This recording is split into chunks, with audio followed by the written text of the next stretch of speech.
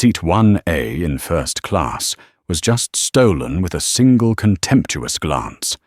In that moment, no one imagined that one petty act would ignite a chain of chaos powerful enough to rattle the entire aviation industry. Maya Ellington, 40 years old, CEO of Ellington Aerosystems, the mind behind the multi-billion-dollar navigation system guiding aircraft across American skies, barely had time to look up before a splash of cold water hit the window seat she always chose whenever she needed silence to prepare for major meetings. Lauren Whitfield, 47, wrapped in an expensive tweed jacket with a smile as sharp as a blade, lifted her chin as if the entire cabin were part of her family estate. Passengers around her froze, drawing their hands back, shifting aside, as if the scent of trouble thickened the air around this woman. Lauren scanned the aisle with theatrical arrogance, then smiled triumphantly as she saw water spreading across Seat 1A. "Oh, what a shame. Looks like you can't sit here anymore," she said lightly, as though announcing an unimportant sale. But beneath that softness lingered a familiar, poison-pure disdain. Maya said nothing. For a brief second, her eyes closed, still as a lake before a storm. Inside her anger rose, held tightly beneath the discipline she had honed since her days at the Massachusetts Institute of Technology, those years of being underestimated simply because she didn't fit the picture of a technological prodigy. She inhaled slowly, exhaled softly, then opened her eyes, now sharp as a thin blade. But before she could respond, a hard shove knocked her leather briefcase to the floor. Greg Whitfield, 50 years old, broad-shouldered, with a swagger that suggested even the runway should make way for him, stepped closer, pressing his hand lightly against his wife's shoulder, to use her as an excuse to push forward. "Come on, Lauren. Sit down." "She'll know her place," Greg said, without bothering to look at Maya, as if she were nothing more than a shadow. Evan Brooks, a 23-year-old flight attendant with a young face and fearful eyes, looked around helplessly. He had been trained to handle intoxicated passengers, crying children, and lost luggage, but not the toxic kind of entitlement standing in front of him now. Evan tried to speak his voice, trembling as though it might break. "Ma'am, that is not your seat. This is 1A, and your ticket says 1 Charlie. Lauren waved dismissively, cutting him off. "Do you think I cannot read seat numbers? That seat is wet now. She cannot sit there, so I am sitting temporarily. Fix it." Then she pointed at Maya, like pointing at a servant.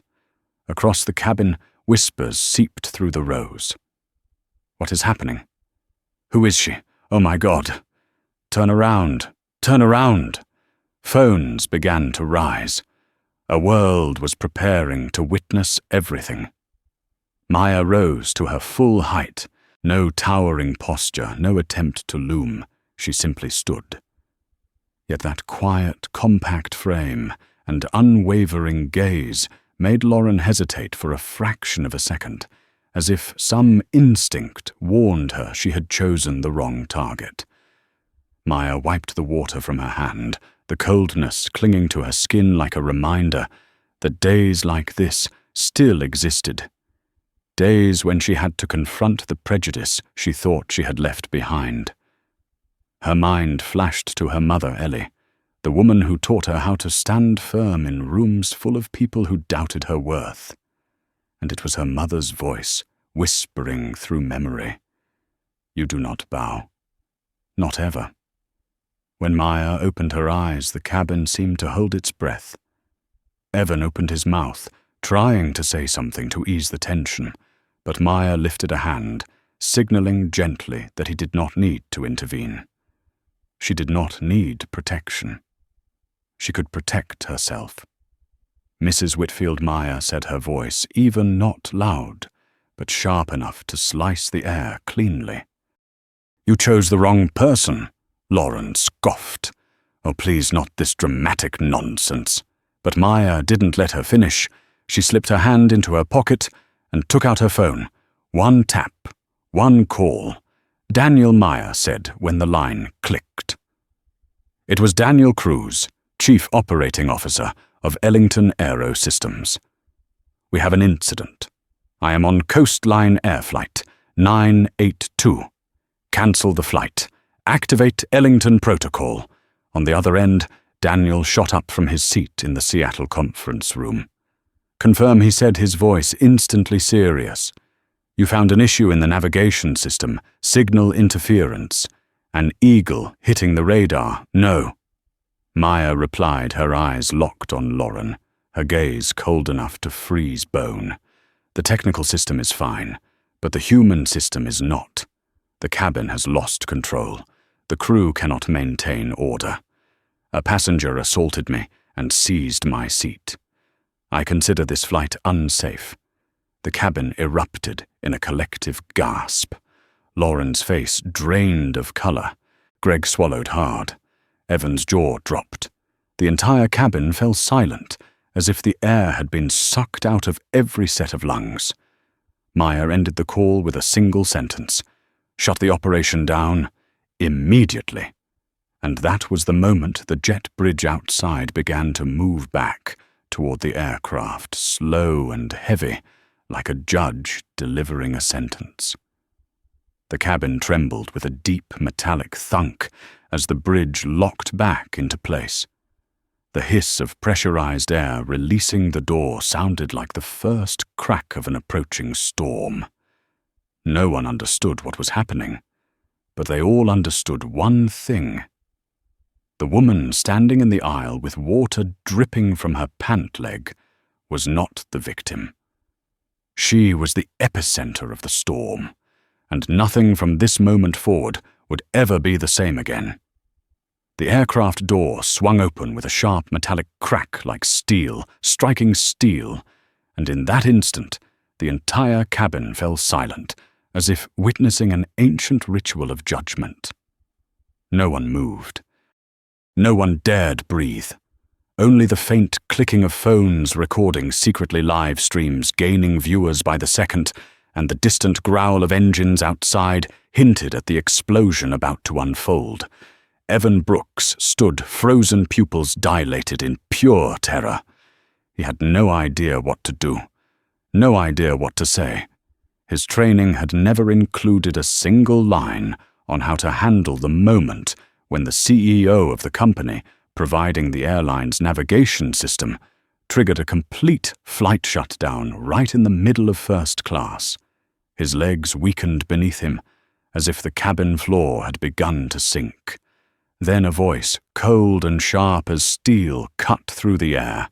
"Where is she, Robert Lane, 52 years old, Executive Vice President of Coastline Air, face pale as though winter had descended on him, alone stepped into the cabin, with two others, a corporate assistant and FAA agent Howard Grant.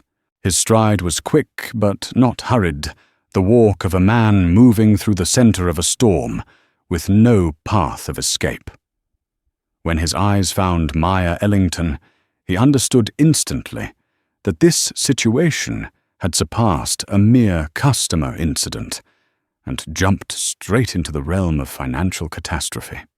Dr. Ellington Roberts said, trying to steady his voice, though his throat felt as dry as desert sand. We received the grounding order. We checked the system. No technical fault has been reported. Maya did not respond right away. She lifted her chin slightly, her gaze sharp, as if slicing Lauren apart with an invisible laser. Lauren trembled, still clinging to arrogance like the last layer of armor. Greg stood behind her, pale, pretending he was calm. The entire cabin stared at them, as if watching a public trial, where guilt could not be hidden beneath any words. Maya finally spoke her voice, low and slow, but each word heavy like a hammer, striking steel. The fault lies in the people. Robert choked. "I beg your pardon, people." Maya pointed directly at Lauren, a gesture, sharp, precise, and cold. "This woman assaulted me, sabotaged my seat, seized it, and your crew stood there watching. Not one person was capable or confident enough to intervene. This is the collapse of operational safety. And if the human system cannot be trusted, then the aircraft cannot take off." Agent Howard Grant stepped forward, his expression grave. "Dr. Ellington, please confirm. You are declaring the operating environment unsafe." "I am saying," Maya replied. "This aircraft is not fit to lift its wheels off the runway." A stunned "oh my God" burst from Seat 2 Delta. Another passenger lowered their phone, not because the drama was over, but because shock made their hands too unsteady to hold it. Lauren began to unravel. "This is insane. I only... You only thought I did not belong in that seat." Maya cut in her tone, not loud, but cold enough to drop the temperature in the cabin. "You believed your entitlement outweighed protocol, outweighed regulations, outweighed another human being. And your mistake is not your action. Your mistake is believing you would get away with it." Greg pushed himself forward, trying to assert a masculine presence to drown out the humiliation pounding against his chest. "Enough. We are platinum customers. We invest in this airline. I own 7% of the company. You are damaging the very business serving us." Maya turned toward him, a faint smile appearing, one that carried no warmth, no politeness, only truth sharpened to a blade. "Mr. Whitfield, precisely because you own 7%, I am required to stop this flight. Because when safety is sacrificed to please shareholders, this is no longer an airline. It becomes a minefield." The blow collapsed Greg's posture in the eyes of everyone watching, not because Maya raised her voice, but because what she said was undeniably true. Behind them, Evan gripped the corner of the service cart to keep himself from collapsing, his heart pounding as he realized that his hesitation had become the spark that ignited the storm. Robert turned to Agent Howard with a desperate look, but received only a firm shake of the head. Maya continued, her voice steady, like the rhythmic hum of a jet engine, yet carrying pure devastation. "I want Mrs. Whitfield removed from the aircraft. Right now." Before Robert could issue the order, Captain Reynolds, who had been standing silently at the cockpit door all this time, stepped forward. His voice rang out loud, firm and razor-sharp like a military command. "Mrs. Whitfield, leave the seat." Immediately, Lauren opened her mouth to protest, but something in his eyes froze her in place, an authority that money could not buy, a power that entitlement could not swallow. Slowly, painfully, Lauren rose from the seat like a statue cracking apart. Passengers raised their phones in unison. No one spoke, but everyone was thinking the same thing. This was the moment her life fell off a cliff. As Lauren was escorted away, Maya stood in the aisle, not triumphant, not furious, simply still like a mountain shadow cast over the cabin. Evan looked at her eyes, red, filled with guilt. In that moment, Maya understood he was not a villain, just a piece of the chain shaped by flawed training. But the storm was far from over. Outside, crowds at gate Charlie 14 were swelling as word of the flight halt spread through the waiting area. On social media, the hashtags Flight 982 and "Who is she?" began to surge. People zoomed in on Maya's face. Others analyzed Lauren's expression. Some had already discovered the name Maya Ellington, CEO of Ellington Aerosystems. And once that name hit Twitter, the speed of its spread exploded like fireworks, drenched in gasoline. Inside the cabin, Robert asked, his voice trembling toward "Ellington, what do you intend to do next?" Maya looked at him. Her eyes made Robert's spine turn cold. "I'm going to fix the system," she said. "Not the machines, the people." And that was when everyone finally understood. This was no longer about a seat. This was a reconstruction, a purge, a storm no one would be allowed to hide from. Because, once Maya Ellington decided to rise, no one else would be allowed to remain seated. The operations room at gate Charlie 14 was a cold glass box, neat and clinical like a laboratory. But the moment the door closed behind Maya Ellington, the air inside thickened, as if all the oxygen had been sucked out. Robert Lane stood with a trembling jaw, sweat seeping through his collar, while Agent Howard Grant paced slowly, as though measuring the blast radius of an explosion about to be written into aviation history. Passengers outside were still live-streaming the entire incident, and Robert knew that a single misstep could cost Coastline Air not just one flight, but possibly an entire decade of stability. Captain Reynolds stood upright with his hands clasped behind him, like a military officer awaiting the order to fire. Maya took the seat at the center of the room, not as someone claiming the spotlight, but as the only person who truly understood the storm they were trapped in. The hum of the air conditioner made a faint chime, yet it startled everyone. Silence stretched for 10 seconds, 10 seconds heavy enough to feel like a congressional hearing. Then Maya cut through the stillness. "I want an explanation. All of it." Her voice was not raised, not harsh, but carried an authority that made Robert feel as if he were standing before a bored chair rather than a passenger. He swallowed. "Doctor, Ellington, first allow me to—" "No apologies," Maya interrupted, her eyes fixed on the dim operational figures glowing across the large wall screen. "I want the truth. No sugarcoating. No excuses." Robert inhaled deeply, his hand shaking slightly, as he clicked the pen between his fingers like a lifeline. "Amanda Lauren Whitfield and her husband, Greg Whitfield, are major shareholders. 7%. Maya lifted her gaze. The room dropped into a silence as deep as the ocean floor, and that Maya said softly, almost gently, "Is enough for your staff to be afraid of touching them," Robert stammered. "No, that is not what I am saying. It is just that Mrs. Whitfield often pressures the team, and new attendants do not always know how to handle her captain." Reynolds stepped forward, his voice low and powerful. "Maya, I do not tolerate this. I do not allow privilege to interfere with flight safety decisions. But I must admit my crew has not been trained to deal with passengers of that type." Shame flickered in his eyes.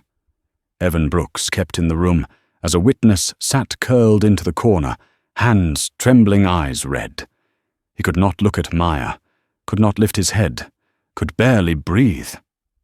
Maya rose and walked toward him. "What is your name, E?" "Evan Brooks, ma'am," Evan Maya said, her voice softening, as though someone had brushed against the deepest chord of empathy within her. "Why did you not do anything?" Evan squeezed his hands together, his voice shaking. "I was scared. She is wealthy, a VIP customer. I was afraid of losing my job, afraid of being sued, afraid of being accused of discrimination. I just—" His head dropped lower, his voice fading. "I was just scared." Maya watched him for a long time. A very long time. Then she turned to face Robert and Agent Howard. "You heard him. They are not afraid of being wrong. They are afraid of power, afraid of being misunderstood, afraid the system will not protect them." She drew a slow breath. "That is your failure, not that of a 23-year-old flight attendant." Evan broke into tears, not from humiliation, but from the feeling of being seen for the first time. Robert pressed his hands to his head, whispering, "We failed." "Yes," Maya replied, "and that failure will cost you, Agent Howard stepped forward with a folder. "We will initiate an official FAA investigation. This is not a service incident. This is an operational breach," Robert staggered, as if hit in the chest. FAA investigation. "But we just recovered from last year's incident. If we take one more violation," Maya turned her tablet around, typed in her security code, and displayed a technical report. "Under contract, Ellington Aerosystems has the authority to suspend the safety certification of all coastline air fleets if we determine that human factors present a direct operational risk. Minimum 48 hours. Robert collapsed into his chair. 48 hours, the entire fleet. All of it, Maya said. "I will not let my systems be jeopardized by irresponsible decisions." The room froze. A beat later, Robert asked in desperation, Is there another option, a lesser measure, a delay?" Maya fixed her gaze on him, the look that people in the tech world called the Ellington stare, straight as a laser line, sharp as a diamond edge, leaving no space to hide. "You want me to grant leniency because a wealthy shareholder humiliated me in front of an entire cabin. You want me to close my eyes so this system can continue as it is?" Robert bit his lip until it bled. "I do not want that." "Good," Maya said, her voice calming until it chilled the room. "Then this is what I need." She listed 4 demands. 1 Coastline Air must file an official complaint against Lauren Whitfield for assault and property damage. 2 all 65 aircraft operating Ellington systems must be grounded for retraining.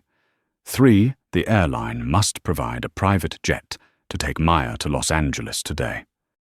4 Lauren and Greg Whitfield must be placed on the FAA witness list and barred from flying during the investigation.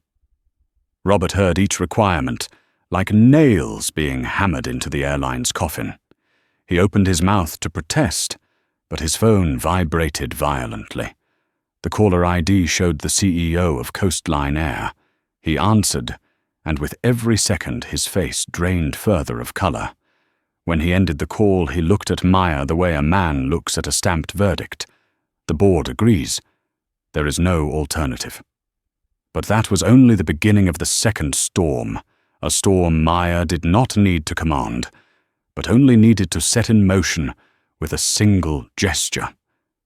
She opened her phone and read a new message from COO Daniel. "Maya, breaking news about Whitfield Capital. They are in heavy financial debt. They are depending entirely on tomorrow's meeting with GTI Fund for rescue. And guess what? You are the technical evaluator for the audit." Maya closed her eyes for half a second. Just half. When she opened them again, they no longer held the storm. They held lightning. "Robert Evan Captain Reynolds," she said. "I will handle my part. But as for you," she leaned forward, her voice low but echoing like a court decree. "Clean your house." Outside the glass walls, passengers clustered around screens, live streaming the chaos, while inside, Maya Ellington had just laid the groundwork for an earthquake. None of them, not even Lauren Whitfield, could possibly foresee. And this was only chapter 3 of the storm called Ellington. The glass door swung open, and the cold air from the hallway rushed in like a warning gust, heralding an approaching collapse. Greg Whitfield stood there, with his face flushed a deep, furious red, as if all the blood in his body had surged to his throat, while Lauren was pinned between 2 airport security officers, her face pale and melting like softened wax. The arrogance was gone, the mocking smile gone, the entitlement of someone who believed the world should bow at her feet. Gone. All that remained was a trembling body smeared makeup and eyes blown wide with panic. "What are you doing? I am Lauren Whitfield!" She screamed, but her voice shattered like glass against concrete, and no one answered. Passengers farther down the terminal pushed forward to record their whispers, swelling into the room like a public trial being live-streamed in 4K resolution. Greg stormed into the room like a cornered animal, jabbing a finger toward Maya. "You're destroying our lives. I'll sue. I'll ruin you, I will." Maya turned her gaze, landing on the finger pointed at her, a look so sharp it seemed to cut the air between them in half. "Mr. Whitfield," she said, not raising her voice, yet somehow pressing the entire room down one heavy notch. "Your problem is that you believe power lives in shouting. But in this world, shouting always loses to reason." Greg's throat locked. His mouth opened, but no sound came out. Agent Howard stepped forward, his voice cold as metal. "Mr. and Mrs. Whitfield, you will come with us to work with the Federal Aviation Administration and the Port Authority. This is not optional." Lauren panicked. "Are we under arrest? What did we do? I only... Maya took one step forward, her expression no longer angry, but carrying the eerie calm of someone who already foresaw every outcome. "You assaulted me, sabotaged airline property, and created an unsafe environment. When you decided I did not belong, you did not just insult me. You insulted the entire system responsible for keeping that aircraft safe in the sky." Lauren tried to speak, but her voice cracked from fear. It was just water." Maya looked straight into her eyes, voice dropping like the final cut of a blade. "The issue is not the water. The issue is how you used it." Lauren sobbed her cries, jerking in broken bursts. Greg swung his hand toward Robert Lane. "Robert, do something. I own 7% of this airline." "She cannot do this." Robert braced himself against the table, his eyes hollow, like a man witnessing another wall collapse inside his own house. "Greg, I just spoke with the CEO and the board. We agreed to Dr. Ellington's terms. Your 7% cannot protect you this time." The words extinguished the last spark inside Greg. His shoulders collapsed. His head hung so low, it seemed he might fall to the floor. But Maya was not finished. Her phone buzzed. She checked it. A message from COO Daniel. "Urgent Whitfield Capital's meeting with GTI Fund tomorrow has been cancelled. Reason concerns regarding ethical and operational risk." Maya lifted her eyes and looked straight at Greg. "You know what else your meeting in Los Angeles tomorrow has been cancelled?" Greg jerked his head up as if slapped. "What they are concerned about, risk," Maya said slowly, as though reciting a verdict written in stone. "And I, their technical advisor, just confirmed that risk." Silence spread across the room like a shadow. Greg stumbled backward, hitting the wall. No, you cannot, I can," Maya said. "And I already have," Lauren screamed then. But the scream no longer held force. It twisted, broken, filled with terror. "All this over a seat. Just a seat." Maya looked at her for a long moment, then answered, "Not the seat. The truth you refused to acknowledge." Agent Howard signaled to airport police. Officers Chen and Davis stepped in, reading the formal notice. Lauren collapsed to her knees, unrecognizable from the haughty woman who had strutted onto the plane earlier. Greg tried to remain composed, but his hands trembled like strings pulled too tight and ready to snap. As the two were escorted out through a forest of cameras pointed at them, Maya watched not with satisfaction, but with a distant sadness, the sadness of someone who understood that a person's downfall always begins in the corners they refuse to face. Robert turned to Maya, his voice hoarse. "Dr. Ellington, this is going to shake coastline air.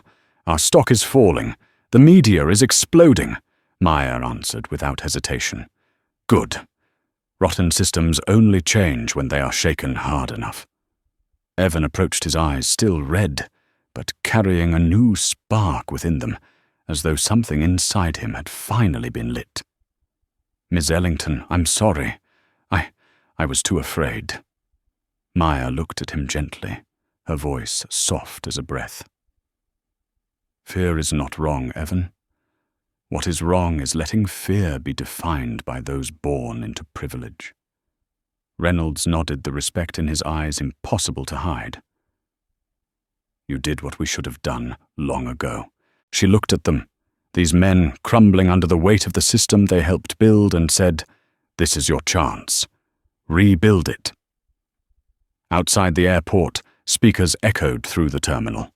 "Attention, all passengers. Due to technical reasons, all flights operated with Coastline Air's Neo-X fleet will be temporarily suspended." Ripples of shock spread like hail pounding against a glass roof, but Maya did not turn back. She knew chaos was not the end. Chaos was the beginning of a new order. She lifted her briefcase, brushed off a speck of dust, and said to Agent Howard, "I need to leave. I have an important meeting in Los Angeles."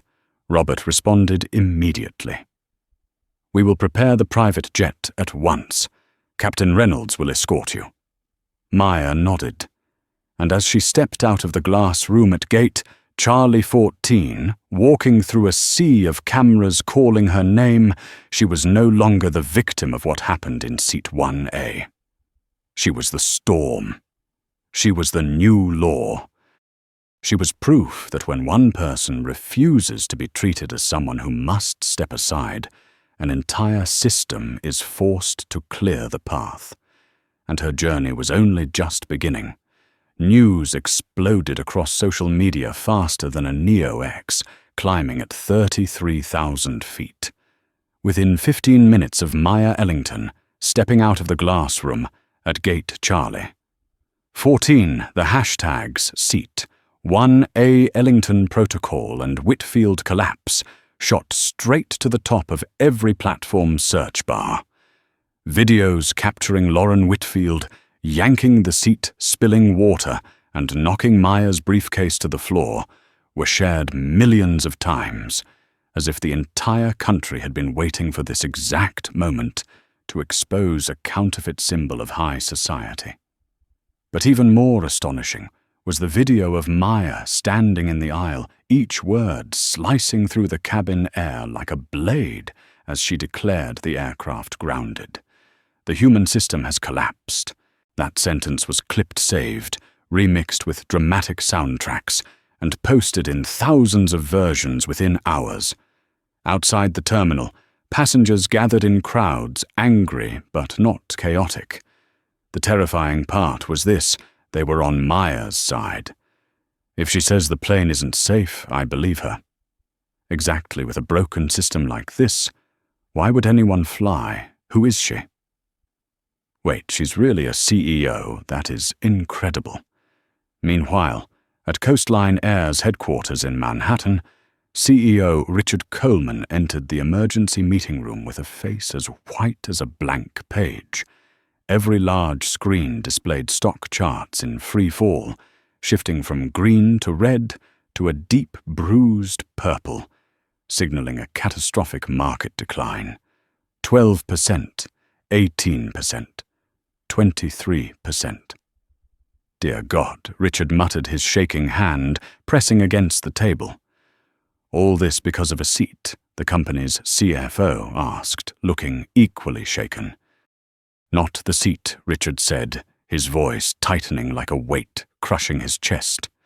Because she is Maya Ellington. The room fell into suffocating silence. They all knew that name. The entire aviation technology world knew that name. Maya was not just a CEO. She was the one person with the authority to activate or revoke operational safety certification for Ellington Aerosystems. The system Coastline Air relied on almost entirely for its entire Neo-X fleet. It was as if they were standing on the edge of a volcano. and Maya controlled when it chose to erupt. Across the country at Whitfield Capital's office in Connecticut, phones rang so relentlessly the switchboard sounded ready to explode. Partners called, investors called, clients called.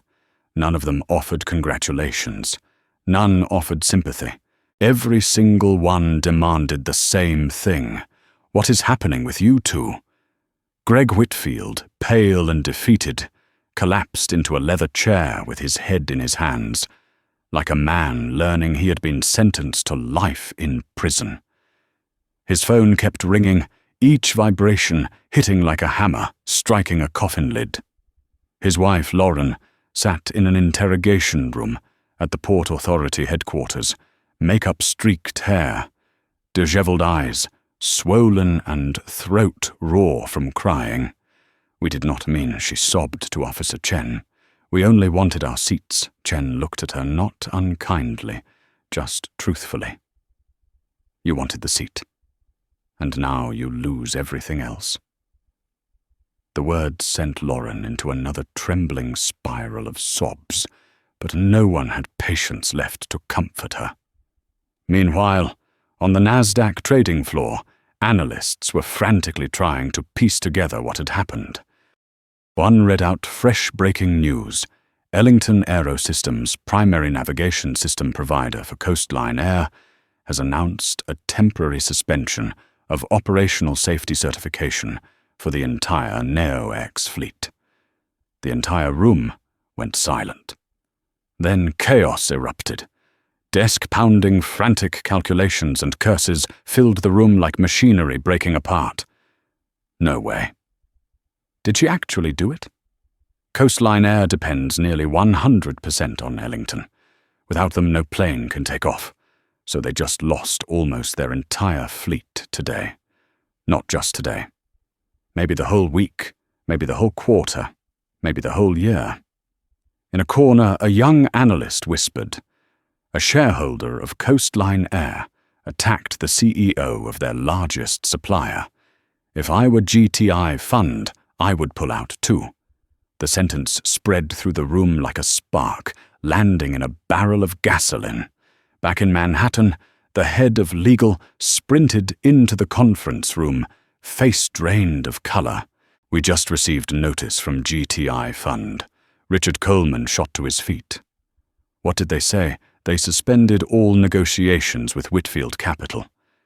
And they quoted Dr. Ellington's statement as the reason. Richard slumped into his chair. That is the end. At JFK, Maya stepped out of the secure crew and executive corridor, her expression calm, but her eyes weighted with heavy thought. Not about the Whitfields, not about Coastline Air, but about Evan Brooks, the young man who had only just begun his career and had been thrown into a situation that could crush even the most seasoned professionals. He had trembled, he had feared, but he told the truth. Something most adults still fail to do. Maya adjusted the strap of her briefcase. A cold gust from the runway swept past her, carrying the distant hum of aircraft engines machines, built from every bolt, every line of code, every algorithm she had poured her heart into. Airport staff escorted her to a black Chevrolet Suburban waiting outside. As the car drove toward the private aviation gates, Maya opened her phone. A message from Daniel appeared. Maya in 45 minutes. Coastline Air stock negative 31%. Whitfield Capital is being dumped uncontrollably. Lauren Whitfield is becoming a national scandal. What do you want to do next? Maya looked out at the runway, where massive aircraft now sat motionless, grounded, as if bowing to a decision that was harsh but necessary. She closed her eyes, breathed softly, and replied, I do not want to destroy them. I want to fix the system. Once the system is fixed, the rest will fall on its own. The Suburban stopped beside a meticulously prepped Gulfstream G600. Captain Reynolds stood at the bottom of the stairs, adjusting his cap before giving her a respectful nod, the kind born not of fear or flattery, but genuine recognition. She had done what they had never dared to do. As Maya stepped onto the jet, her phone buzzed again. This time it was from the online world. A viral tweet spreading like wildfire read, "You do not mess with the woman who makes your plane fly."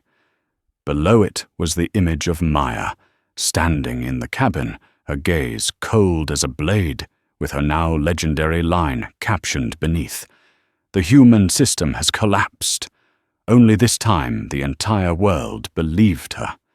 And that belief was the true power that made people like the Whitfields tremble. Maya set her phone down, settled into her seat, lifted her chin toward the sky, and for the first time that day, allowed her shoulders to relax. The battle ahead was far from over. But she had already turned the attention of the entire world. And this was only the beginning of the earthquake bearing her name, Ellington. Night fell over JFK like a black velvet curtain, covering a stage that had just survived a chaotic performance. And while the aftershocks of the Ellington Protocol continued to ripple across financial markets, media outlets, and emergency boardrooms throughout the United States, another door opened, a door leading straight into the past, to the memories Maya Ellington kept buried in the deepest layers of herself, a place no one could reach but her, in the New York night sky, the Gulf Stream. G2600 sliced through the darkness like a silver arrow, its cabin so quiet that Maya's own breathing sounded like gentle waves tapping against the hull of a ship. Captain Reynolds held the aircraft steady at high altitude, and for the first time in hours, Maya was not looking at reports, was not reading Daniel's updates, was not thinking about the nosedive in coastline airs or Whitfield Capital's stock value. Instead, she stared out the window. The night sky was so vast, it made her feel like she was 12 again, standing in the backyard of her mother's house in Atlanta, clutching the old telescope her father, an aerospace engineer, had left her before he passed. That night, her mother, Ellie, told her something she would never forget. "You can choose the life you want, Maya. But whatever you choose, never let anyone tell you that you are not enough." Those words, along with her mother's warm embrace, became the compass guiding her entire life, carrying her through the male-dominated labs at the Massachusetts Institute of Technology, through meetings where people looked at her like a misplaced technician, through the times she was asked to fetch coffee for the engineering team she actually led, and through the moment in seat 1A when Lauren Whitfield looked at her not as a person, but as an obstacle. Maya returned to the present when her tablet lit up. Daniel had sent a more detailed summary. "Maya Coastline Air has officially lost 34% of its value in 2 hours. Whitfield Capital is practically out of liquidity. But here is what matters. GTI Fund wants to meet you earlier than scheduled, as soon as you land in Los Angeles." Maya read every word. She was not surprised, but she was not pleased either, because she had never wanted destruction. What she wanted was structure, not retaliation, but equilibrium. Reynolds stepped out from the cockpit, moving so quietly it barely disturbed the air.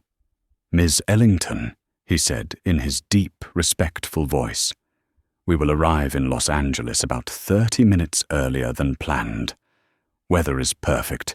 Maya offered a faint smile, and the nod she gave him was more than courtesy. It was acknowledgement, gratitude for the man who had stood firm when the cabin needed a moral anchor. Reynolds was about to return to the cockpit, but Maya called out, "Captain." He paused. "Do you know why I decided to ground the flight?" Reynolds nodded slowly. "It was not the spilled water, not the seat. It was the way they looked at you." Maya's smile carried a quiet sadness. I have seen that look since I was Evan's age. Reynolds rested his hand on the seat across from her noble without pity. I am not a person of colour, and I will never fully understand that pain. But I do know this. Some things must never be allowed to happen on an aircraft. Maya held his gaze for a long moment.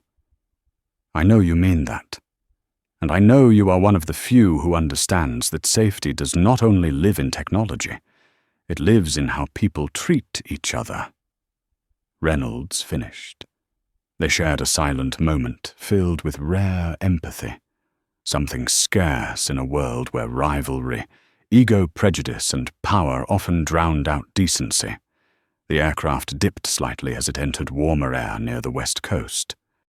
The lights of Los Angeles shimmered beneath the wings like fallen stars scattered across the ground. Maya inhaled deeply, preparing herself for what came next, the part few understood and even fewer appreciated. The landing was smooth. The moment the wheels touched the runway, her phone buzzed repeatedly. Another message from Daniel. New development. Whitfield Capital just lost 2 major investors. And Mark Davis from New Horizon Press wants an exclusive interview. They want to call the event The Revolution from Seat 1A. Maya exhaled slowly. She was not someone who enjoyed noise, nor someone who sought to become a viral symbol. But she knew this had surpassed the personal level. This was the purge the aviation industry and every field shaped by invisible power needed to go through. Walking down the aircraft stairs, the Los Angeles night breeze lifted a few strands of her hair. At the end of the runway, an escort team and representatives from GTI Fund waited. A woman in a navy suit with sharp eyes and an unmistakable expression of admiration stepped forward. "Dr. Ellington," she said, "I am Victoria Hahn, Investment Director at GTI. It is an honor to meet the woman who forced an entire aviation industry to reassess how they treat their passengers and the truth itself." Maya didn't answer with a victorious smile. She simply nodded, carrying the calm of someone who understood she was standing at the crossing point of 2 eras. The old era where privilege allowed the wrong people to walk free, and the new era where mountains were built from intellect, discipline, and dignity. Victoria continued, "We want your technical evaluation of Whitfield Capital, but more importantly, we want your vision for the future of global transportation." Maya walked with them toward the VIP reception, her face composed, her heartbeat steady and strong. In that moment, she could clearly hear the words her father once said while pointing toward the sky. "Daughter, up there is no room for lies. And down here, there should not be either." When the VIP doors closed behind her, the outside world was still shaking from the consequences of the day. But Maya knew this was only the middle, not the end. Because a purge does not end when the wrongdoers are exposed. It ends only when the system learns to confront itself and change. Maya was ready for that work, and the night sky over Los Angeles, vast, deep without prejudice, was listening. The boardroom of GTI Fund on the 46th floor of Horizon Tower in Los Angeles was always called the Wind Summit. Not only because the ocean winds slammed against the glass at this height, but because this was the place where the fate of entire empires had been decided. Those who stood firm here soared. Those who faltered fell like stones into the financial abyss. And tonight, when Maya Ellington stepped inside, the entire room fell silent for a few seconds, as if even the glass walls had to steady their breath to observe the woman who had shaken the aviation industry with a single phone call. The GTI investment board was already seated around a long walnut table, each person with thick folders in front of them, and laptops displaying market charts, bleeding red like fresh wounds. Victoria Hahn, chairing the meeting, stood first. "Dr. Ellington, thank you for coming on such a turbulent day." Maya placed her briefcase on the chair, sat with a straight back, and her gaze held no arrogance, only the sharpness of someone who sees through layers of financial fog. "I am not in the habit of avoiding turbulence," she replied calmly but firmly. "Turbulence is only a signal. What matters is what we learn from it." A low hum of agreement came from the far end of the table. The meeting began with a market update. A financial expert projected data onto the LED screen at the front. Within 3 hours, Coastline Air has lost 41% of its value. Whitfield Capital has lost 80%. Their stock is now frozen due to liquidity concerns. Another added, "We received statements from the Port Authority and the FAA. The Whitfields are under investigation." Meanwhile, social media is uncovering a long history of Lauren Whitfield's abuses of power. Those videos are receiving millions of views every hour. A member on the right leaned forward. "And from a media sentiment standpoint, our analysis unit confirms that public opinion is overwhelmingly siding with Dr. Ellington." Everyone looked at Maya like watching the eye of a storm, except this storm had order, clarity, and reason. Victoria nodded and switched to the next slide. Now to the most important part, risk assessment and technical evaluation of Whitfield Capital. Dr. Ellington will present this section. Maya stood as the white ceiling lights framed her like a spotlight, not the glamorous kind, but the kind that illuminated the truth. She opened her tablet and synced it to the large display. The first slide appeared, "System-level operational risk Whitfield Capital." Maya inhaled softly and began. "I will get directly to the point." Her voice was not loud, but every word struck like a judge's gavel.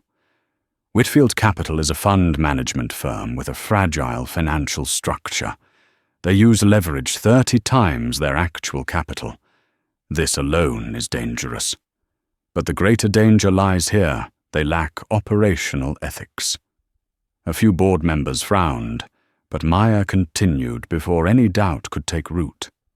The behavior of the two founders, Greg and Lauren Whitfield, is not personal.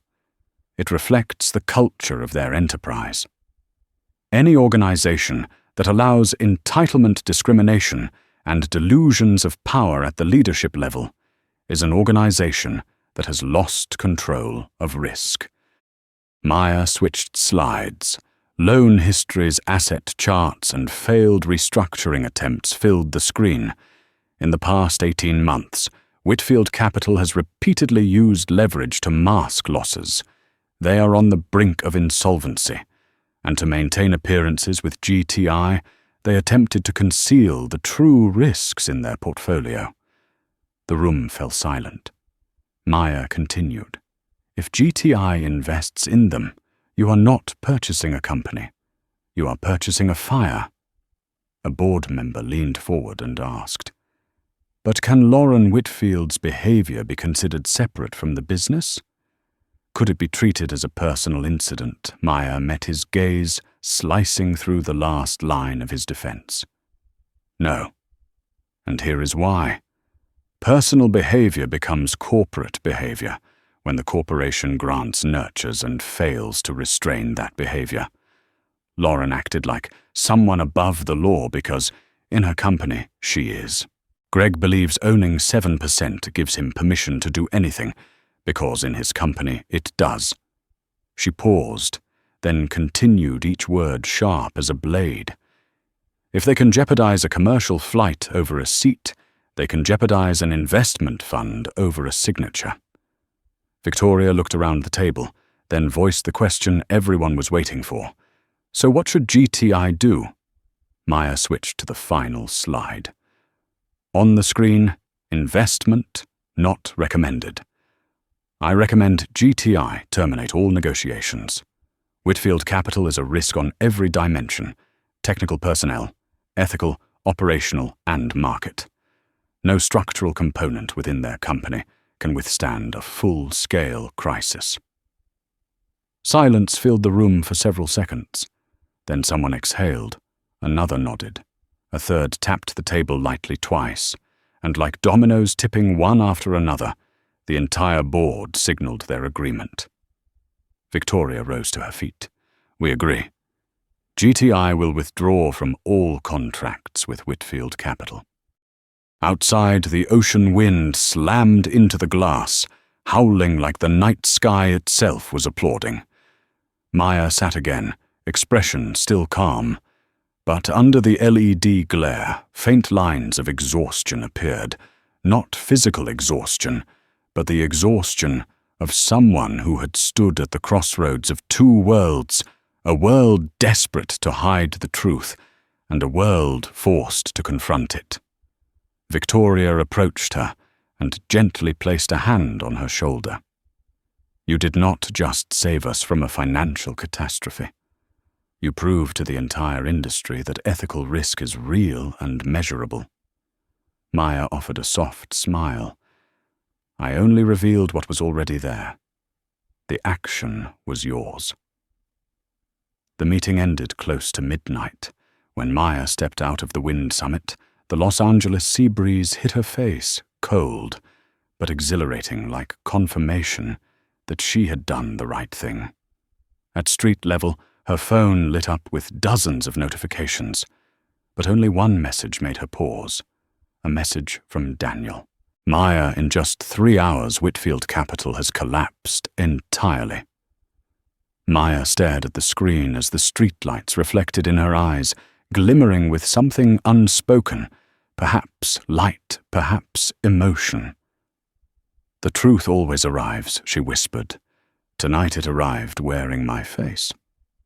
And in the Los Angeles night, Maya Ellington walked forward, not as the victor, but as the woman who had just rewritten the standard for an entire generation. When Maya Ellington left Horizon Tower near midnight, the Los Angeles sky was wrapped in a thin mist, like the slow breath of a city coming down from a day of chaos. But across financial networks, the shockwaves had not stopped. Within hours, the numbers began speaking the most merciless language of all the death of a financial empire. Whitfield Capital, once praised by newspapers as the rising star of the investment world, was collapsing faster than some of the most infamous scandals in market history. At Whitfield's headquarters in Connecticut, panic shattered the atmosphere like a glass dome being struck by a hammer. More than 40 employees crowded together in the lobby, staring at the giant screen as the company's value plummeted, second by second. The chart was entirely red, so red it looked like a wound, bleeding uncontrollably. We just lost $600 million in 8 minutes. It keeps dropping. God, the stock has no buyers left. GTI just announced they're pulling all contracts. This is the end. Someone gasped and threw a stack of documents onto the floor. Another broke into tears, clutching their head. A young analyst sank onto the tiles, eyes empty, as if watching the home they spent their career building crumble to dust. While chaos spread through the building, Greg Whitfield, the man who once walked this lobby like a king, was escorted by 2 Port Authority officers into a temporary interrogation room on the 3rd floor. His head hung low, ice-clouded hair plastered to his forehead with sweat.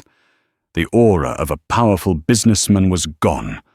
All that remained was the heavy breathing of a dethroned man.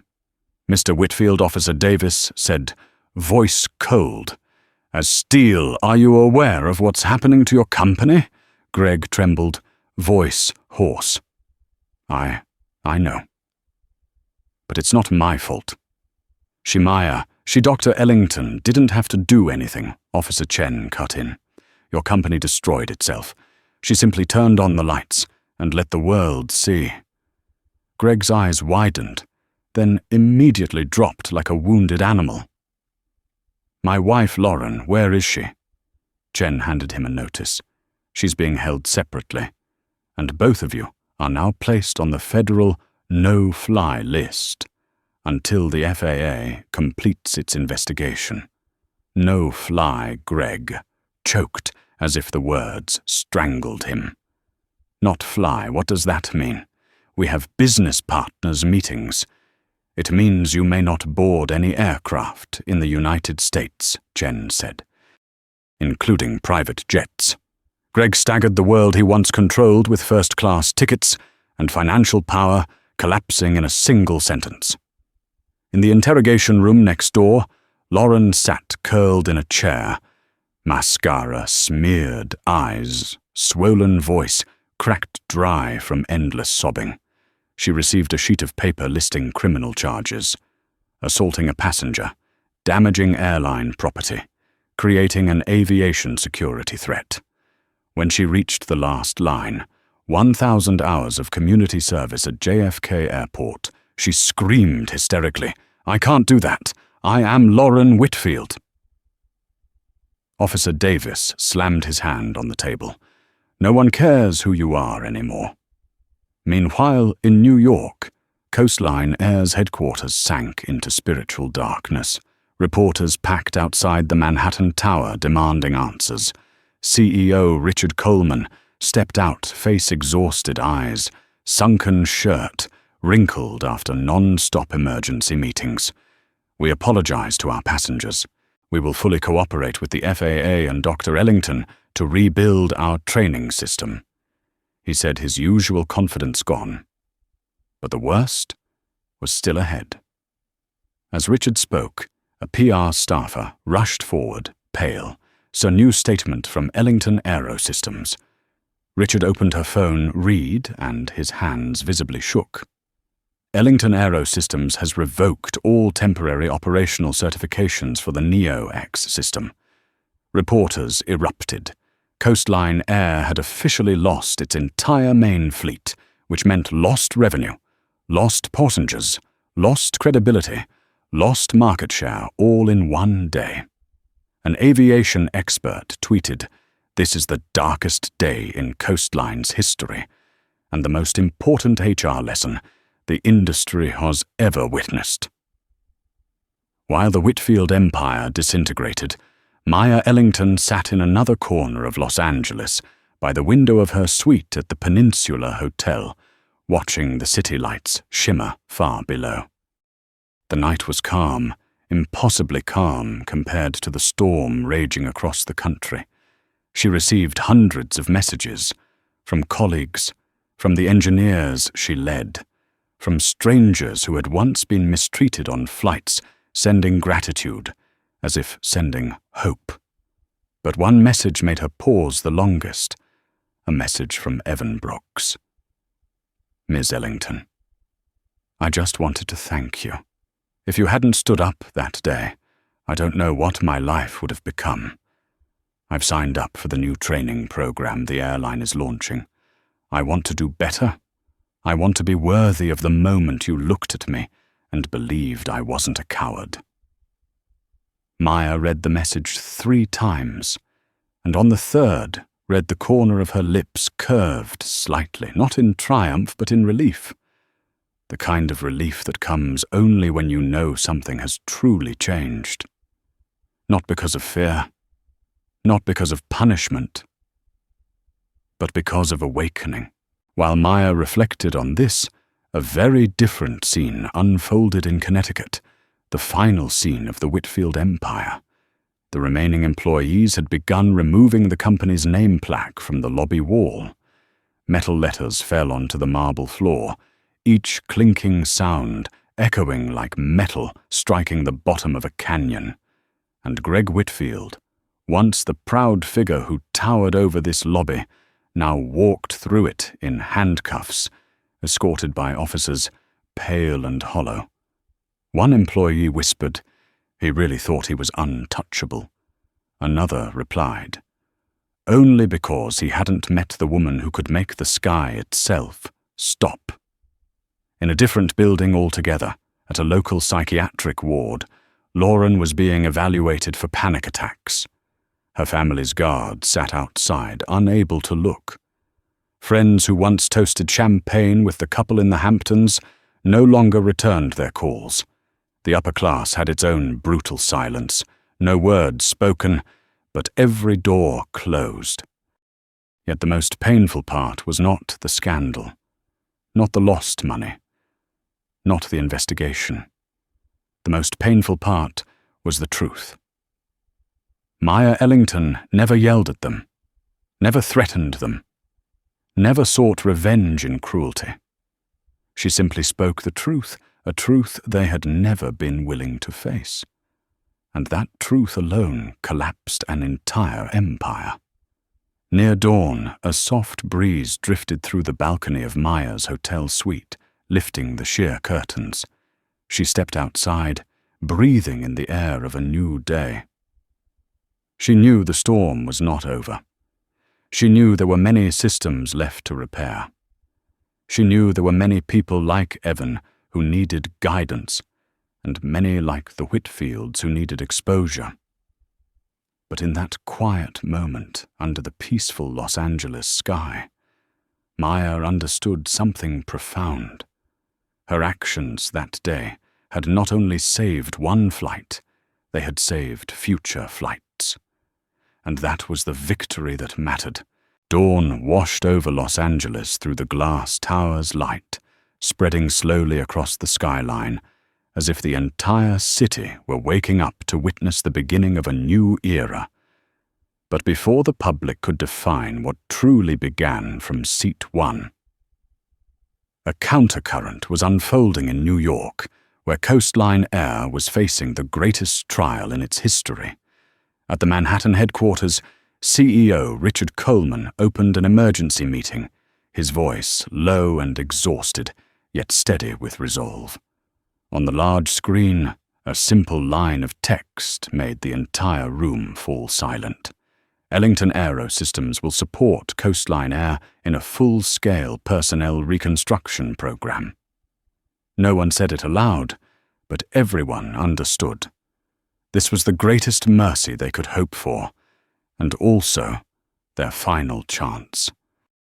The meeting stretched on for hours as each department took turns reporting the gaps in their passenger handling procedures, their flight attendant training, the failures in mid-level management, and even the deeper rot within their corporate culture, a culture that had quietly nurtured the idea that wealthy passengers mattered more than fairness and safety. Those bitter admissions seemed to weigh the room down like tons of stone. But the greatest shock came when Richard said something even the most seasoned executives never expected to hear from him. We were wrong. Not a technical fault, a systemic failure. Then he signed the official document. Implement the CARE initiative, civility awareness, respect, and equality. And next to it in the advisory section, a line that made everyone exhale with mixed dread and gratitude. Chief Advisor, Dr. Maya Ellington. At JFK, the news spread like wildfire. Evan Brooks, the young flight attendant who once trembled in front of Lauren Whitfield, became the first to register for the new training program. When his supervisor called him into a meeting room, Evan thought he was about to be reprimanded again. Instead, they handed him a training packet and said, Dr. Ellington personally requested that you join the model training group. She believes you have potential. Evan froze. A mix of pride, guilt, and gratitude surged through him. He remembered the moment Maya looked at him in the cabin, not with blame, but with recognition. She saw both his fear and his potential. He took a deep breath and said, I will not disappoint her. Within 3 days, the CARE initiative spread across the entire coastline system. Passenger simulation rooms were built, intensive training sessions launched, and instructors repeated a line Maya had left in the curriculum. Power is not the loudest voice. Power is the one who stands up at the right moment. Many attendants cried as they recalled the times they had silently endured abusive passengers for fear of being accused of discrimination. For the first time, they felt protected. They felt the company truly intended to change. Meanwhile, Coastline Air began to recover, slowly but steadily. The media, once vicious, began shifting the tone. At first, they criticized, questioned, scrutinized. But when images surfaced of the first face-to-face training sessions with pilots and attendants, standing side by side, raising their hands to vow, "We place safety and the dignity of passengers above the privilege of any individual society," began to rethink everything. A New York Globe editor wrote, "Perhaps the scariest moment was not when Maya Ellington grounded a plane, but when she forced an entire industry to stop and confront itself." Those words spread as quickly as Maya's original quote had on the day of the incident. In the following week's FAA assembly, a senior analyst opened the session with, "Ladies and gentlemen, today we discuss the human factor, the risk Dr. Ellington proved can be measured and must be taken seriously. For the first time in 2 decades, the FAA approved a new training standard on bias abuse of authority and passenger psychological safety.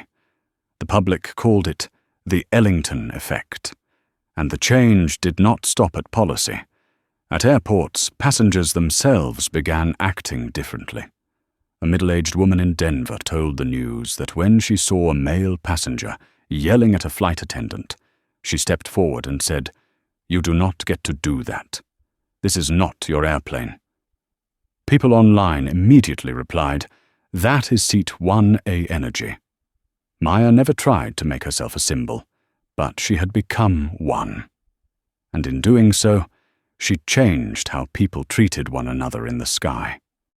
But among everyone whose life was shifted by the event, perhaps the most profound transformation belonged to Evan. One weekend evening, he sat in his small apartment, reading an email from Ellington Aerosystems. "Evan, after reviewing the training assessments, we invite you to serve as assistant instructor for the CARE program for the next 6 months. Tears fell before he even reached the signature line. When Evan lifted his head, there was no fear left in his eyes, only determination, because he knew that because of Maya, he had discovered a better version of himself, and because he knew the change she sparked was not stopping, it was spreading one flight, one training session, one human being at a time. This was no longer the battle of a single individual. This was the rebirth of an entire industry, and it began with a moment that seemed so small when one woman refused to give up the seat that belonged to her. 18 months had passed since the incident on Flight 982, and the aviation world had changed its colors as if someone had stepped in and rewired the entire operating panel of an industry. New FAA regulations were introduced under the banner of minimizing human risk.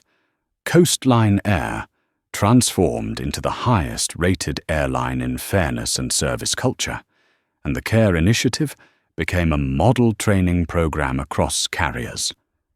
And the name Maya Ellington, though she never sought recognition, had become a global emblem of strength, of daring to stand alone until an entire system was forced to turn. But this morning at JFK Airport, Maya was not thinking about any of that. She was simply walking through the boarding door like any other passenger, wearing a simple grey sweater and carrying her familiar carbon briefcase. No security detail, no escort, no media lights. She had once wished to live an ordinary life, but fate had made her something else. and because of that, the moment she returned to normalcy felt almost sacred. Whispering spread through the cabin as passengers began to recognize the woman stepping in. Some turned with wide eyes, some raised their phones, then lowered them again, sensing the respect she wished to keep. But what made Maya pause was the face of the man. In seat 1 Bravo, a neatly dressed middle-aged lawyer with a courteous face and eyes full of panic. When he realized Maya was approaching seat 1A, he shot to his feet so quickly his belt brushed the armrest. "Dr. Ellington, it is an honor to sit next to you. But if you want this seat, or another seat, or I can move to the back, really, anything is fine." Maya touched his shoulder, gently, her voice as soft as in the days when she was a young engineer, underestimated by nearly everyone. "You do not need to move. Seat 1A is mine. Seat 1 Bravo is yours. We are each in the place we belong." The man flushed crimson, nodded repeatedly, then sat down as if relieved of the burden of carrying the world. Maya placed her bag down and took her seat at 1A. The window reflected her face, older, steadier, her eyes carrying battles no one but her had ever seen in full. A strange feeling rose in her chest. Peace. A peace she had not known since the day Lauren Whitfield hurled her briefcase onto the cabin floor. A flight attendant approached, and Maya smiled when she saw him. Evan Brooks, no longer the trembling young man she once met. On his uniform now was a new badge, cabin supervisor. "Welcome back, Dr. Ellington." Evan said, his voice so steady that nearby passengers turned just to hear him clearly. "It is truly an honor to have you on board today." Maya looked at him with pride as well as acknowledgement. "You have changed a lot." Evan smiled, eyes bright.